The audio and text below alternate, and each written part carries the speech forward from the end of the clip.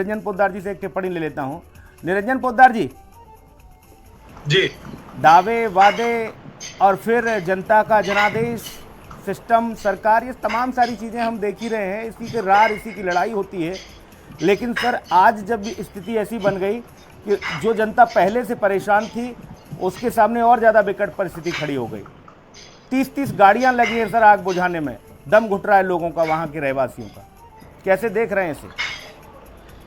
देखिए सुनील जी, इसको मैं इसी तरीके से बोलता हूं कि जब भी चुनाव आते हैं उस समय जिस तरीके से बातें की जाती हैं तमाम राजनीतिक दलों के द्वारा, और विशेषकर आप ये समझ लीजिए कुछ राजनीतिक दल तो इतना सुनहरा सपना दिखाते हैं कि जैसे उनके हाथ में कोई जादुई छड़ी हो। जिस तरीके से आपने देखा कि 2022 के अंदर जब एमसीडी के जो चुनाव हुए तो उस समय इस तरीके दिखाया गया कि जैसे अभी आपने अपने ओपनिंग में बोला कि 31 दिसंबर 2023 तक हम इन कूड़े के पहाड़ों को हम एकदम समतल बना देंगे, इनको खत्म कर देंगे।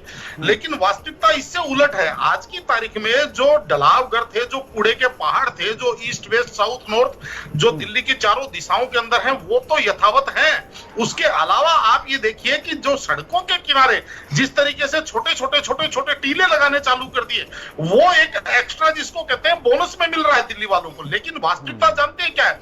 वास्तविकता ये है कि अगर आप इनको अगर इनसे बात करेंगे, इनसे पूछेंगे तो ये इसके अंदर भी ये कहेंगे राष्ट्र के लिए, राष्ट्र को बचाने के लिए। इनको आज की तारीख में एक समझ लीजिए एक नया शब्द गढ़ लिया कि भाई आपने चोरी क्यों करी राष्ट्र को बचाने के लिए, आपने जिनको आपने भ्रष्टाचारी किया उनके साथ आपने हाथ क्यों मिला लिया राष्ट्र को बचाने के लिए, कूड़ा क्यों फैल रहा है राष्ट्र को बचाने के लिए, यानी कि तमाम चीजें राष्ट्र को बचाने के लिए। अब उसका तो देखिए किसी के पास कोई उपाय नहीं है। और देखिए हमारे यहाँ दिल्ली वालों कई बार क्या होता है सुनील जी, हमारे यहाँ कहा जाता है कि भाई जहर को भी पानी की तरह पिया जा सकता, तो इसका मतलब ये नहीं कि उसको पिया ही जाए। लेकिन वास्तविकता ये है कि जो दिल्ली की जो जनता है वो कहीं ना कहीं आप ये समझ लीजिए इस भुलेखे में आ जाती है, या यूं कहें कि इस भ्रम में आ जाती है कि जिस तरीके से ये जो कोई कहा जा रहा है वो सारी की सारी चीजें एप्लीकेबल हो जाएंगी और उसके बाद में उसी चीज की सजा जनता भुगत रही है। ठीक बात। निरंजन पोद्दार जी, साक्ष्य को प्रमाण की आवश्यकता नहीं। 50% कम हुआ, 45% पहाड़ कम हुआ, इतना ज़मीन पर हमने इंची टेप लगाकर कम कर दिया, ये सारी चीज़ें, ये सारी बातें ठीक हैं, आपके आंकड़े ठीक हैं। लेकिन जनता जो निकल के जा रही है वहाँ से, वो आज भी देख रही है कि चील आसमान में उड़ रही है और पहाड़ आसमान छू रहा। अब तो धुएं से कुछ समझ ही नहीं आ रहा कि क्या करें लोग। तो फिर मामला गड़बड़ नहीं हो जाता?